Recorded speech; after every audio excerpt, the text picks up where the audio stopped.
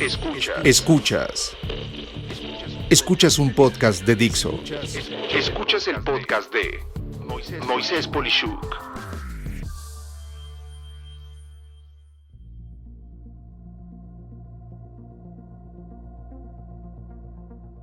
Amigas, amigos, un gusto estar con ustedes el día de hoy en nuestra entrevista de esta ocasión, que es para mí sumamente interesante decirles de quién se trata.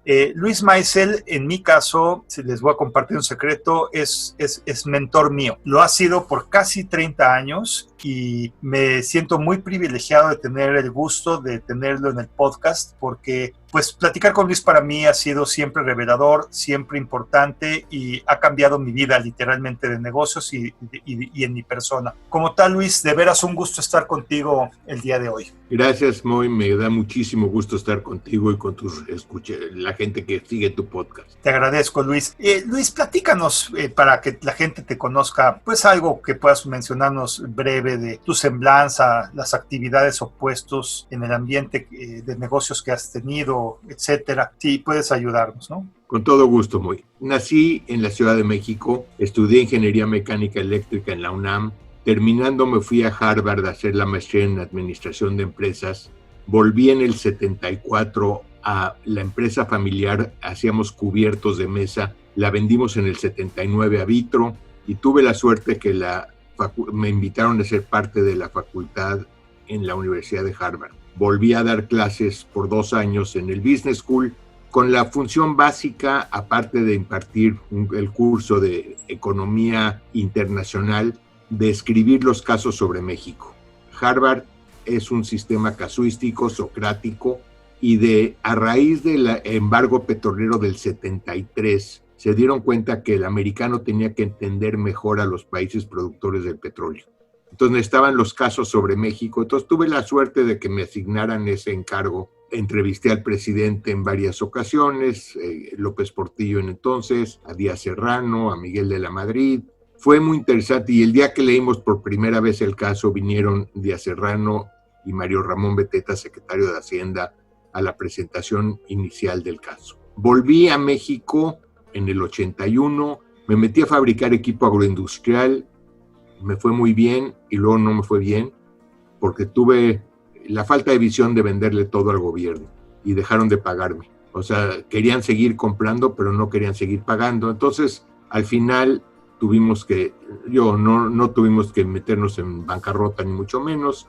Le vendimos una de las fábricas a Industrias Conasupo y la otra la rentaron los trabajadores y me vine a vivir a Estados Unidos. Vivo en Estados Unidos, en San Diego, desde el 84. Abrimos una empresa de manejo de portafolios, lo que los americanos llaman wealth management, y afortunadamente nos ha ido bien. Hoy tenemos bajo manejo como $2.8 billones, 630 clientes internacionales, y 5 años después abrimos una empresa institucional para el manejo, lo que en México serían las AFORES, los fondos de pensiones grandes, y le manejamos a los profesores de Chicago, a los profesores de Nueva York, a los profesores de California, a varias fuerzas policíacas, a la Universidad de Illinois, a Shell, a Dell, a Boeing.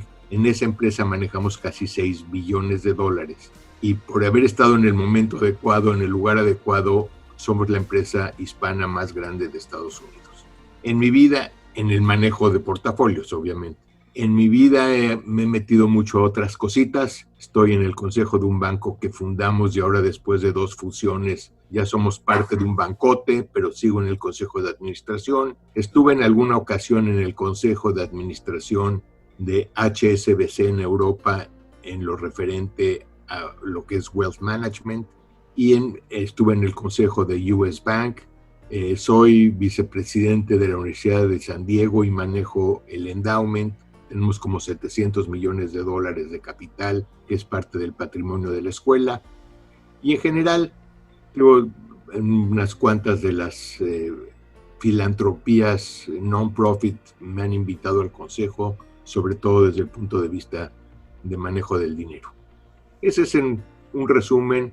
No te quiero agobiar ni a ti ni a tus escuchas. No es agobio, al contrario, es dejarnos de boca abierta, querido Luis. Y bueno, si nos puedes mencionar algo que precisamente la gente no sepa necesariamente de ti, alguna anécdota o alguna cuestión de pasatiempos que nadie conoce de Luis? Me gusta mucho leer, es de las cosas que más me divierten. Hago ejercicio y me choca. Eso, o sea, nadie sabe, pero o sea, por salud lo haces. Y en general yo te diría que soy un poquito demasiado metódico en mi forma de hacer las cosas. O sea, si me mueves de lugar una cosa en la mesa ya me saca de onda. O sea, todo tiene que estar en su lugar, en su tiempo, y eso no necesariamente es muy bueno. Pero al mismo tiempo te acostumbras a que las cosas fluyan más rápido porque ya no te dedicas a reacomodarlas. Siempre están en su lugar. Claro, no, bueno, eso es una persona ordenada. Y bueno, has comentado algo de tu firma, Luis, pero platícanos, si es en detalle, me impresiona el tema de ser la firma más grande en términos latinos en lo que te dedicas. ¿Qué aporta? ¿Cuáles son los beneficios para los clientes? Si nos puedes explicar un poquito.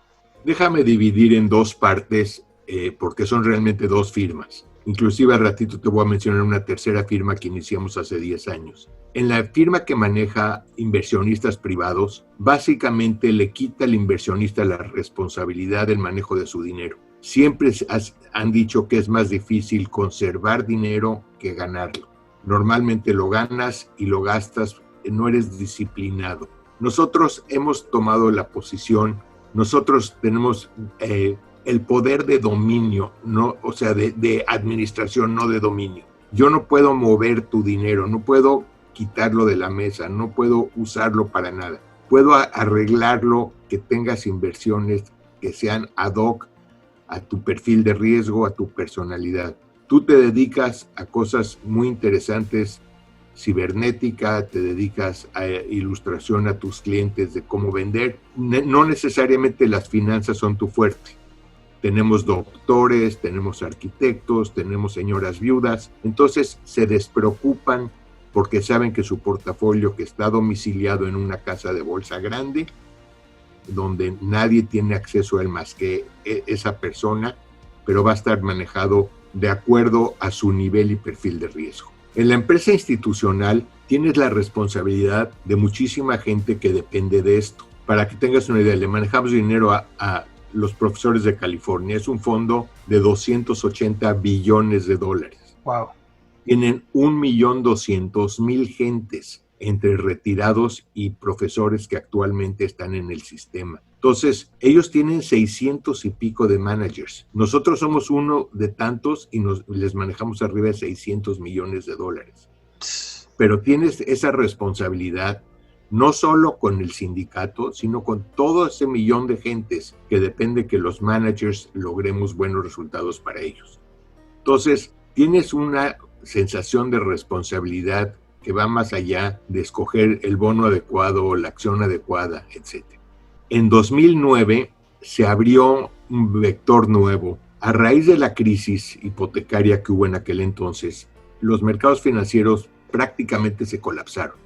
Las tasas de interés se fueron definitivamente para abajo y las bolsas de valores le enseñaron al inversionista que había riesgos grandes. La gente dijo, ¿por qué no nos buscas alternativas que podamos ganar un poquito más aunque sean menos líquidas? Entonces abrimos una división de invertir en bienes raíces productivos. El único motivo de que veamos una propiedad es que genera flujo de efectivo. Entonces somos extraordinariamente cautelosos en la compra.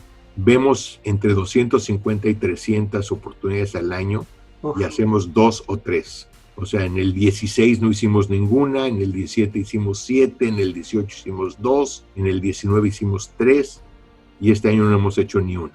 ¿Por qué? Porque si no cumplen con una serie de requisitos, ahí tienes la responsabilidad ante tu cliente y además estás apalancando un poquito la inversión.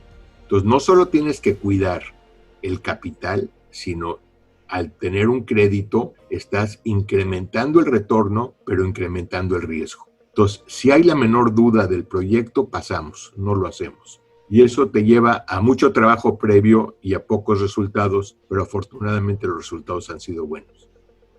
Buenísimo, Luis. Pues amigos, la razón por la que hago estas preguntas es para ponernos en contexto de con quién estamos hablando y con base en eso poder tener pues el juicio de valor de una persona tan experimentada en las siguientes preguntas y cuestiones que quiero comentar contigo, Luis. Y bueno, entrando en materia, ¿qué opinión tienes de la situación de México entrando a septiembre de 2020? ¿Tiene ventajas México como país que no se están aprovechando? ¿Qué puede hacer hoy un empresario mexicano en su horizonte de los siguientes 5 años? ¿Ves oportunidades? De ser que sí, pues ¿cuáles? Y de ser que no, ¿qué recomiendas? Entonces tengo así toda esta cuestión que quiero platicar contigo y puedes abordarla como tú prefieras. Tengo la impresión, Moy, que el problema que existe entre Estados Unidos y China va a conducir a oportunidades para México.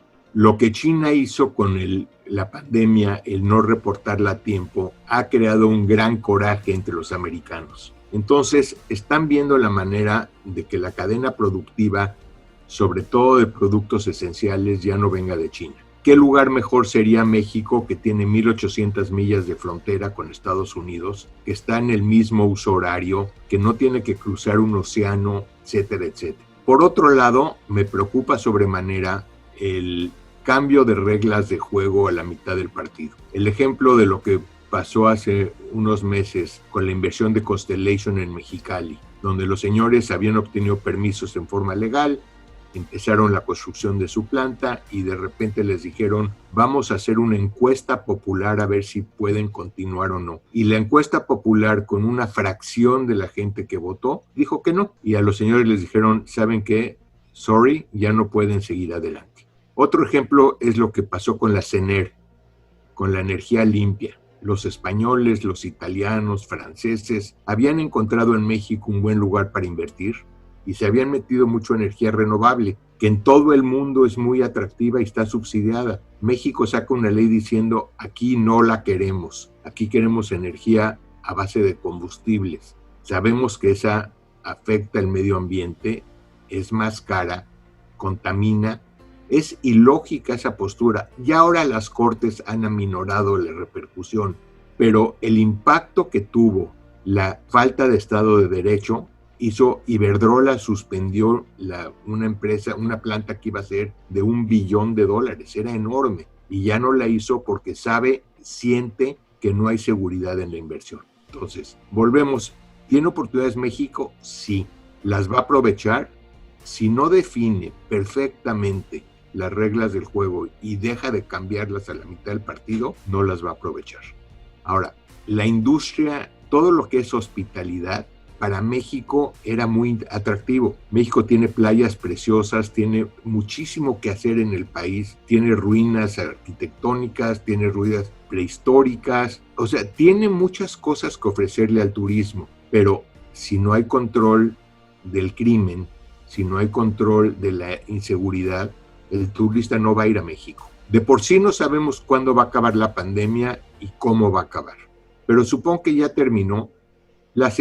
Esas escenas que hemos visto en donde está el cartel de Jalisco Nueva Generación con vehículos de primera, anunciándose públicamente la existencia de un organismo criminal y lo hace abiertamente, eso hace que pues mucha gente diga, yo no quiero ir a México. A pesar de que está muy bonito, a pesar de que está cerca, a pesar de que la gente mexicana, el 90 y tantos % es gente muy buena, esa manzana podrida en el barril puede afectar gravemente a todo el país. Entonces, oportunidades sí, pero hay que cambiar el juego. Y si eres un empresario y nos vamos a un ambiente micro, ¿no? O sea, ya los que nos escuchan, que son muchos empresarios en este podcast, ¿qué harías en el corto y mediano plazo? Mira, va a haber que hacer cosas que mejoren la eficiencia, va a haber un cambio definitivo en la forma de trabajar. La gente se dio cuenta de que no tiene que estar en una oficina para trabajar. Entonces, si tú tienes herramientas que permitan a la gente trabajar remoto, si te puedes meter a fabricarlas o desarrollarlas, va a haber una fuente importante ahí. La alimentación, o sea, va a haber mucho menos comida preparada, mucho más cosas para hacer, porque la gente va a estar más cerca de su cocina. Vas a tener mucho más servicios auxiliares va a haber mucho más reparación de aparatos, o sea, ya no vas a tener en tu casa una persona especializada en tecnología. Entonces, el día que falle tu computadora tienes que poder llamar a alguien y que ese alguien te dé el servicio inmediatamente. Va a haber definitivamente mucho más cosas que hacer en el mantenimiento de casas. ¿Por qué? Porque la gente va a pasar, en vez de llegar a dormir a su casa, va a pasar mucho más horas en la casa. Entonces va a querer que esté bien pintada, va a querer que las cosas funcionen, etc. Siento, te repito, que va a haber industrias en donde te orientes. El joven, por ejemplo, el joven quería movilidad, el joven ya no quería tener casa, ya no le importaba tener coche, iba a ir a WeWork a trabajar, ya no quería oficina. Ahorita ese joven se está dando cuenta que toda esa obtención de satisfactores está limitada por reglamentos oficiales. Entonces va a tener que reencontrar esos satisfactores que son diferentes a los que tuvimos tú y yo y diferentes a los que tuvieron nuestros padres. Claro. Y aún así, entonces, veo que sí ves oportunidades y que eventualmente están orientadas a parte do it yourself, o sea, tú mismo, y parte eventualmente de tener la capacidad de transformar cosas a distancia, por lo que estoy entendiendo. ¿Te entiendo bien? Así es. Ok. Entonces, en términos ahora de una de tus múltiples especialidades, en términos concretamente de inversiones, ¿qué recomendarías a las personas que nos escuchan? O sea, ¿cómo proteger su capital, que fue lo inicial que nos dijiste? ¿Cómo hacer producir el dinero en una época como esta? ¿Y cómo debe ser el horizonte de tiempo en el cual tenemos que pensar para que verdaderamente sea realista lo que estamos queriendo hacer? Depende mucho de tu edad, Moy. Cada quien tiene que tener un perfil diferente según su edad. Cuando eres más joven y aguantas ciclos, debes de tener una mayor concentración en renta variable, en acciones. ¿Por qué? Porque a la larga tienden a tener mejores resultados, pero a la corta te puede agarrar una época mala. La persona mayor que no va a aguantar el ciclo debe tener mucho más inversiones en renta fija. Hoy ya no estamos viendo inflación en el escenario. O sea, es impresionante cómo se ha venido abajo. Ese fue el enemigo del inversionista en los 80s. Claro. Hoy los bancos centrales se dedican a buscar que haya inflación. Hoy en la mañana el presidente del Fed en Estados Unidos, Powell, dijo que van a controlar la inflación hacia arriba, que van a hacer lo que sea necesario para que haya inflación. Suena contraproducente, suena ilógico. Uh-huh. Obviamente afecta al retirado y afecta al rentista. Pero, por otro lado, si no hay inflación, desmotivas al constructor, desmotivas al fabricante. ¿Por qué vas a construir hoy un edificio donde las rentas van a bajar y donde tu competidor lo va a poder hacer más barato el año que entra? Claro. O sea, pierde el incentivo de fabricar. Vamos a suponer que tienes una televisión y la televisión es buena, pero ya está empezando a fallar. Si crees que el año que entra va a estar más cara, vas a ir y vas a comprar una televisión nueva hoy. Sí. Porque vas a disfrutar la tele nueva y te va a costar menos. Pero si sabes que te va a costar 20% menos en un año, pues te esperas. Te quedas con tu televisión viejita y esperas a comprar la nueva cuando esté más barata. Entonces la inflación es un motivador para que se hagan cosas. La deflación es un desmotivador. Ahora, estamos viviendo una situación muy curiosa. Estamos viviendo un divorcio total entre lo que los americanos llaman Wall Street y Main Street. O sea, la economía, cuando menos en Estados Unidos, no va a volver a donde estaba en el 19 hasta el 22. El desempleo se va a mantener cerca del 10%. Estaba en 3,5% en febrero del 20 y ahorita llegó a estar hasta el 17%. Ahorita estamos en 10 y fracción y por ahí se va a quedar. Entonces, muchas de las empresas están vendiendo menos. Todo lo que es la industria de hospitalidad se ha desplomado. Entonces, no hay por qué ver que hay un récord nuevo en la bolsa cada día. Están imparables las bolsas de valores. Hoy Tesla, para que tengas una idea, vale la empresa $1,100,000 por cada coche que entrega, cuando General Motors vale $8,000 por cada coche que entrega. O sea, hay una falta de lógica entre los valores de los productos. ¿Dónde debes de invertir? Yo creo que el mercado de valores es más interesante que el mercado de renta fija cuando entras a buen precio. Entrar ahorita te estás exponiendo a que haya muy pronto un ajuste de que ya se viene, es como el caso del lobo, ahí viene el lobo y el lobo no llega hasta que llegue. La otra vertical es invertir en lo que se llama equity, private equity, empresas que no son públicas antes de que salgan a la bolsa, o lo que es capital de riesgo, lo que se llama venture capital, que son empresas chicas, innovadoras, con ideas nuevas, sabiendo que corres un riesgo, porque muchas de ellas se quedan en el camino, pero las que llegan en grande. Entonces, al final del día, ¿qué es lo que tienes que hacer? Tienes que hacer tus cubetas de inversión. Tienes que tener un poquito en cada cosa, básicamente que uno balancea la otra y que no necesariamente vas a tener el resultado más grande de tus amigos, pero definitivamente no vas a tener el más chico. Tú lo que quieres es crecer más que la inflación, que tu dinero aumente consistentemente en forma lo más segura posible y al final que haya una relación entre el riesgo que estás corriendo y el retorno que estás obteniendo. Lo que nunca debes de tener es correr más riesgo y no obtener resultados. Claro. Bueno, digo, es una pregunta muy genérica y yo creo que la aterrizaste a un nivel en el que creo que por edades y por apetito al riesgo estamos entendiendo que tenemos que hacer una diversificación entre el balance de renta fija y variable y el tema de, en lo posible, poder entrar a estas empresas que todavía no son públicas y que podrían dar algún apoyo muy interesante y, por qué no, también en el tema de bienes raíces en el momento oportuno en el que eso suceda, porque evidentemente le estás explicando en una etapa de deflación, ese valor baja en lugar de subir y no necesariamente es lo que queremos en el corto plazo, entonces queda muy claro esto para mí. Y bueno, entrando a un tema un poco más macro, pues ya sabes, la correlación y la causalidad en México están íntimamente ligadas al querido vecino del norte, Estados Unidos de Norteamérica, y bueno, se vienen las elecciones en Estados Unidos en este noviembre de 2020, afortunadamente estamos platicando todavía algunos meses antes de ello. ¿Qué le convendría como resultado de estas elecciones más a México y por qué, en tu opinión? Mira, es muy triste que Estados Unidos tenga estos dos candidatos. En un país de 320 millones de gentes debería haber dos gentes mejores que las que tenemos para elegir. El señor Trump, el presidente Trump, ha hecho cosas buenas económicas, pero es una persona ególatra, es una persona muy concentrada en sí mismo y con poco filtro, o sea, generalmente dice cosas o tuitea y luego las corrige cuando no está bien. El vicepresidente Biden fue un hombre muy inteligente, muy bueno, hace 20 años o más. Hoy es un hombre mayor con ciertos problemas cognitivos, olvida fechas, olvida lugares. Entonces, si queremos votar por los demócratas, vamos a estar votando más por el vicepresidente y por la gente que lo rodee que por él, porque él ya no está en la capacidad total de tomar las mejores decisiones.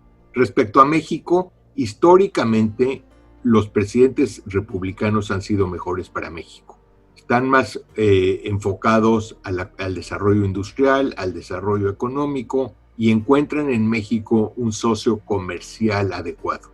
Los presidentes demócratas son los que tienen el voto de los sindicatos y obviamente los sindicatos no quieren que se vayan los empleos a México, porque generalmente un empleo que se pierde en Michigan o en Wisconsin o en Texas y se va a México afecta al sindicato. En cuanto al muro, por ejemplo, pues Biden va a quitar el muro, Trump quiere insistir en el muro. Entonces, yo creo que no va a haber un cambio dramático respecto a México, no importa quién gane. El tratado, el TIMEC, ahorita seguirá dominando, no lo van a modificar, pero es más fácil hablar con el presidente Trump de lo que va a ser hablar con la gente que rodee al presidente Biden. ¿Quién va a ganar? Hoy, si las elecciones fueran hoy, yo creo que ganaría Biden, pero nos faltan los debates. Y esa persona que no las trae todas consigo en un debate donde no tiene un teleprompter enfrente para leer las respuestas, creo que el pueblo se va a dar cuenta de las limitantes del presidente, o sea, del candidato Biden. Entonces siento que si las elecciones son en noviembre 3, hay buena oportunidad, a pesar de que está atrás en las encuestas, que Trump mantenga la presidencia. Ok, ¿y esto hacia México será bueno, será malo, será igual? Yo creo que es igual. Yo creo que las empresas van a seguir. Yo creo que el flujo de gente Si la situación en México no mejora, va a haber mucho flujo de indocumentados hacia Estados Unidos. Si la situación en México está mejor, se van a quedar en casa. Nadie viene por gusto a Estados Unidos. Ninguno de los indocumentados viene porque quiere venir. Viene por necesidades económicas para mantener a su familia. Viven en condiciones realmente casi subhumanas. Se tienen que esconder de la migra y gran parte de lo que ganan lo mandan de regreso a casa. Entonces, es gente que admirable por su dedicación al trabajo, realmente por su amor a su familia. Ojalá y en México hubiera mucho más empleos y esta gente se pudiera quedar en sus pueblos o en sus ciudades.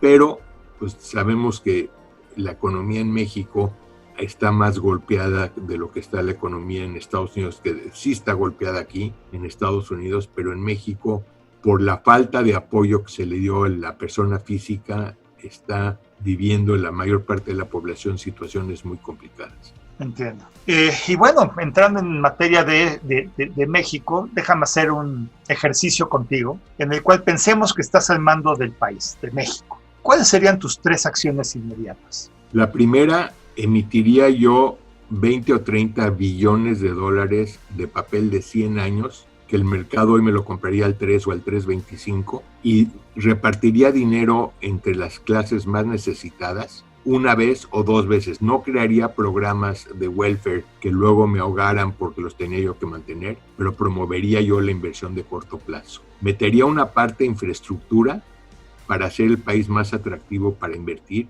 cuidando no hacer inversiones no muy inteligentes como Dos Bocas o como el Tren Maya, sino realmente cosas mejorando el internet, mejorando vías de comunicación, dándole acceso el señor presidente. Si yo fuera de Tabasco, daría acceso a los productores de plátano y a los productores de materias preciosas para que pudieran llegar a los mercados. Y la tercera es, establecería yo un marco jurídico completamente independiente, totalmente legal. Perdería yo fuerza porque dejo de hacer lo que se me antoja, pero daría confianza. Ese esquema de una Suprema Corte independiente y de tratar de tener lo que los los norteamericanos llaman checks and balances, es algo que asusta a la gente y elimina inversión en México. Entonces, yo perdería fuerza para ganar fuerza. O sea, me haría yo menos dominante, pero tendría yo un país más fuerte y mejor. Ok, muy interesante, Luis. Y bueno, hemos hablado de tus recomendaciones hacia los empresarios ahorita, pero si pudieras ahora compartirnos cuáles serían las 3 peores prácticas que hace un empresario mexicano, ¿cuáles serían en tu opinión? La primera, México es un país de empresa pobre y empresario rico. Por el temor del empresario de que tenga enfrentamiento con las autoridades o la devaluación, tiende a retirar lo más que pueda de su empresa y luego se lo presta de regreso o hace algunas cosas para que la empresa tenga recursos, pero la empresa en sí es endeble. La segunda es, y esto va a sonar muy feo, es la mentalidad de que todo se puede arreglar en México. O sea, en vez de hacer las cosas bien, piensas, si me agarran, lo arreglo. O sea, quien me vaya a inspeccionar, le puedo invitar una cerveza o darle un par de billetes y va a pasar. Y la tercera es tratar de, en vez de buscar volumen, buscar retorno en volúmenes menores. O sea, pones precios que limita el número de gentes que puedan comprar tus productos. Entonces, la economía de escala, no muchos empresarios llegan a ella. Y no llegan a ella porque, como no saben de qué tamaño es el mercado, prefieren tomarse nomás la capa de arriba. Un poquito la teoría de Pemex. Pemex sacaba el petróleo que estaba poco profundo y sacaba petróleo que estaba a 20 metros de profundidad y abría otro pozo nuevo. Inclusive hubo concursos al final del sexenio anterior en donde concursaron pozos tapados para que los reabrieran extranjeros. O sea, si tú estás jalando con un popote, tienes que jalar menos la parte de arriba del agua en el vaso, pero no vas a servirte otro vaso de agua cuando te quedan 3/4 partes del vaso todavía. Claro.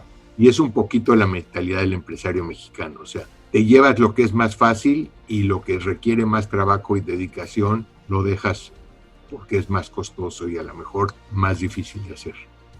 Entiendo.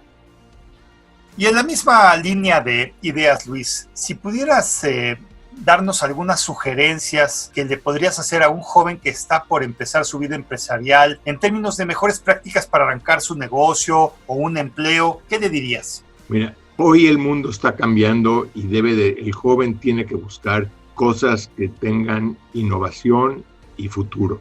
Desde que va a la escuela, el que va a estudiar historia o va a estudiar filosofía, es muy bonita la materia y les educa mucho, pero no les va a dar muchas herramientas para el futuro.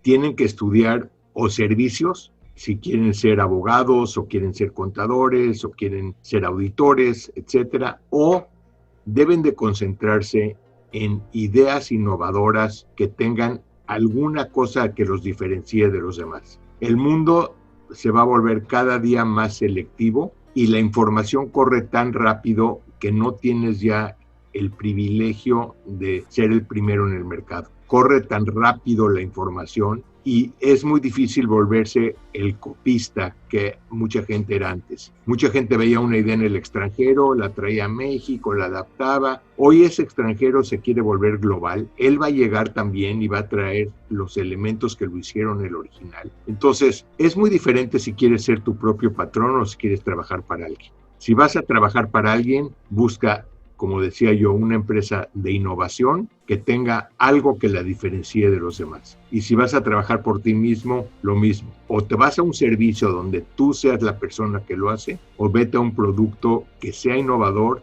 diferente y que tú puedas, que te represente en forma exclusiva y única. Excelente, Luis. Eso es para los jóvenes. Y ahora vamos un poquito más al futuro. Ya lo has tocado en otras partes de esto, pero si pudieras darnos algún complemento a 3 concretas recomendaciones o las que quieras que le harías a un empresario mexicano, sobre todo pensando en la coyuntura actual. Estamos empezando septiembre de 2020. ¿Qué debe de pensar un empresario que hoy en día? Primero, siendo septiembre del 2020 o fines de agosto del 2020, tiene que pensar que estamos a la mitad de una pandemia que no sabemos cuándo va a acabar. Entonces, sus planes tienen que ser dinámicos y tienen que ajustarse a lo que esté pasando en el medio ambiente. Segundo, tiene que tener los ojos muy abiertos a los cambios que haya en el sistema y en la cadena productiva, tanto en suministro como en consumo. El comercio ha cambiado dramáticamente, lo que dije antes, la industria de hospitalidad ha cambiado dramáticamente, las cadenas productivas están interrumpidas o rotas. Y tercero, vuelvo a lo que dijimos antes, la palabra innovación dice mucho, la persona puede innovarse, la persona, o puede desarrollar un producto innovador, o puede crear un ambiente de innovación. Innovación es cambio y es ajuste. Es proveer algo diferente, nuevo, para un mundo cambiante. Es increíble el tamaño de los ciclos que había antes.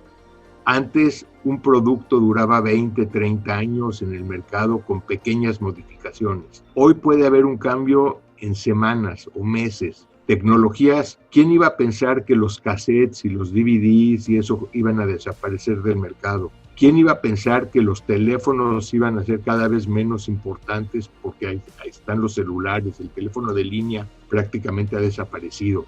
¿Quién pensó que iba a guardar sus productos o iba a procesar en la nube? Mucha gente no entiende ni lo que es la nube, es el éter, es algo así desconocido. Entonces, eso es lo que la gente va a tener que aprender.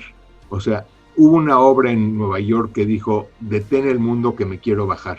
Hoy no puedes detener el mundo va muy rápido y si quieres seguir en él, tienes que correr a la misma velocidad. Entonces, tienes que estar consciente de que es dinámico el mundo en el que vives y no puedes sentarte en tus laureles y dedicarte. Hoy ya no nada más puedes sembrar y sentarte pasivamente a cosechar. Ok, pues sí, a veces uno quiere oír otra cosa, pero la verdad es que hay que oír las cosas como son y viniendo de ti, con la experiencia que tienes, pues no hay mucho que hacer más que ponerle adelante. De hecho, innovación es un tema, pero incluso yo me atrevería a decir, si me permites, hasta invención, ¿no? O sea, innovar es mejorar probablemente algo que es una necesidad, inventar es algo que tiene una demanda potencial que todavía no se detecta y por ahí tenemos que estar. Y bueno, ahora tratando de entrar en eso del futuro que ya empezamos a tocar, ¿qué ves en términos generales para los mexicanos, Luis? O sea, si nos compartes 3 escenarios, uno negativo, uno normal y uno optimista, ¿cuáles serían esos escenarios en el futuro? Déjame empezar por el optimista. El optimista sería que en las próximas elecciones hubiera un cambio estructural que creara los famosos checks and balances, que el sistema tuviera contrapartes y que no hubiera poder absoluto en nadie, que el sistema tuviera que desarrollarse a base de negociación, de ceder y de aceptar. Entiendo, perdón aquí que te interrumpa, estás hablando de las elecciones de 2021 en México, ¿correcto? Las intermedias de julio del 21, el presidente actual tiene controlado las cámaras, tiene bastante controlada la Suprema Corte, entonces sus decisiones son ley y la ley debería estar por encima del individuo. La ley debería de tener validez independiente y propia para que exista el Estado de Derecho. Entonces, si pasara eso, México es un país que tiene todo. Tiene recursos naturales, tiene posición geográfica, tiene buena gente, tiene todo. Lo que no tiene es un sistema organizado para explotar esos beneficios.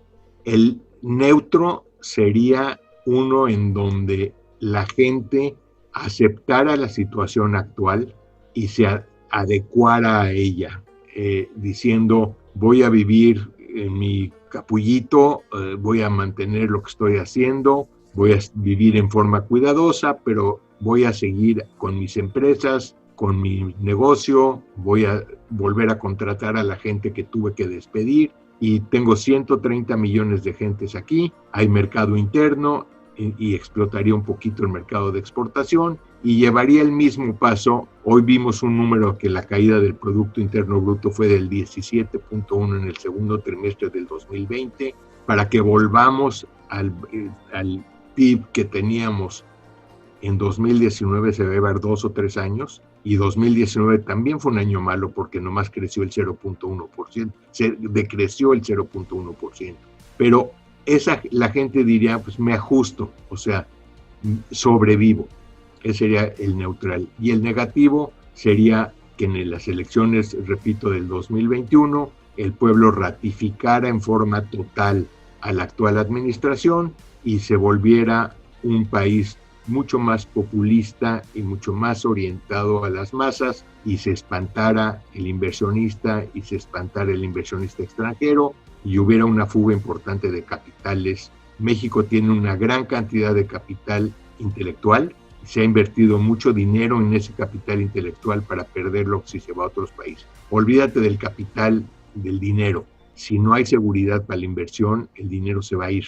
Entonces, si no llega dinero del extranjero y se va el dinero mexicano, pues sería una situación muy crítica, porque mantener políticas populistas sin recursos te pueden llevar posiblemente, no creo que hacia allá vayan, pero te pudiera llevar a un Venezuela, que llegó a esto.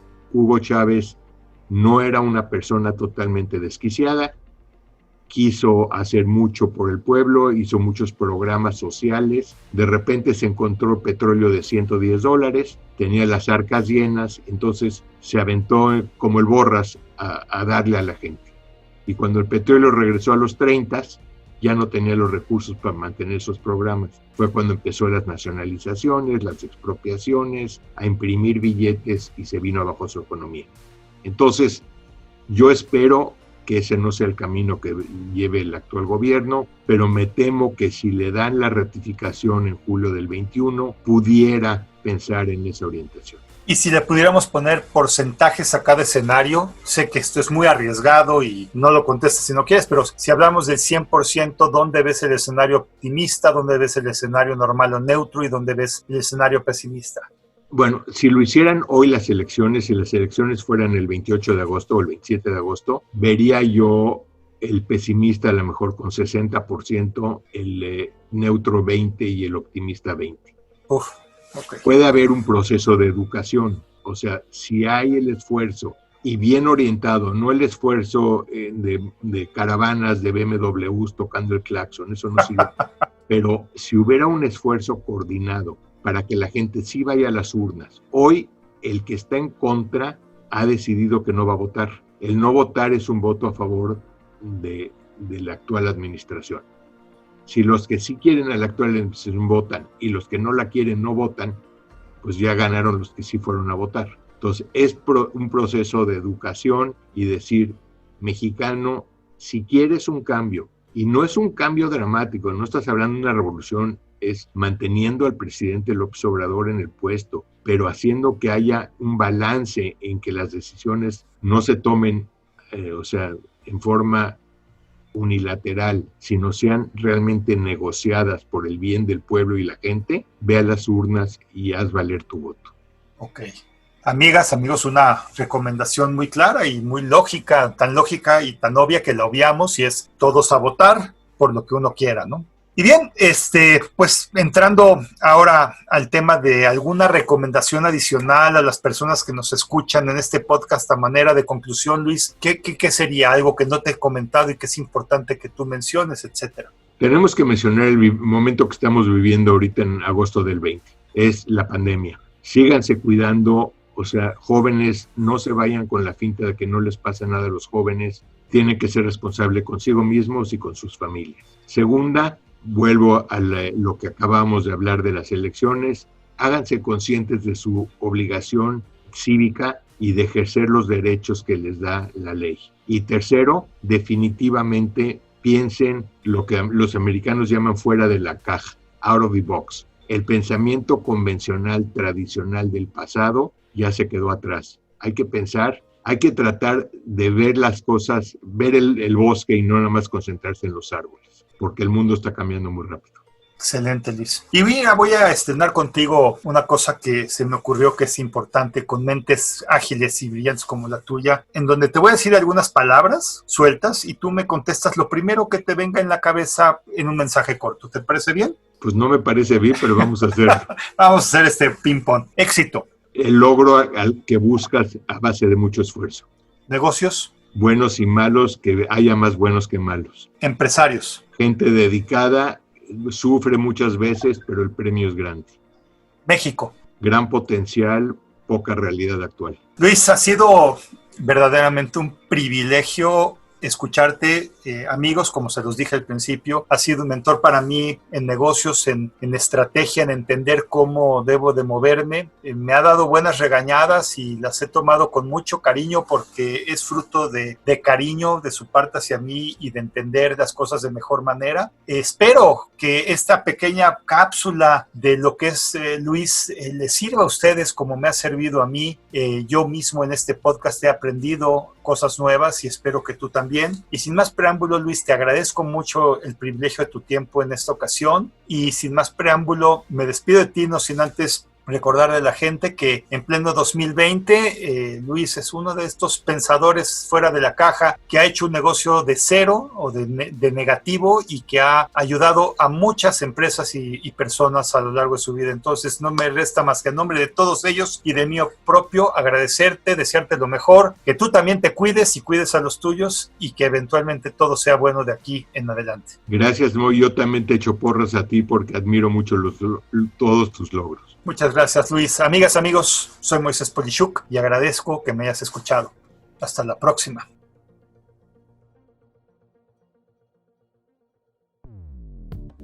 Dixo presentó el podcast de Moisés Polishuk. La producción de este podcast corrió a cargo de Verónica Hernández. Coordinación de producción, Verónica Hernández. Dirección general, Dani Sadia.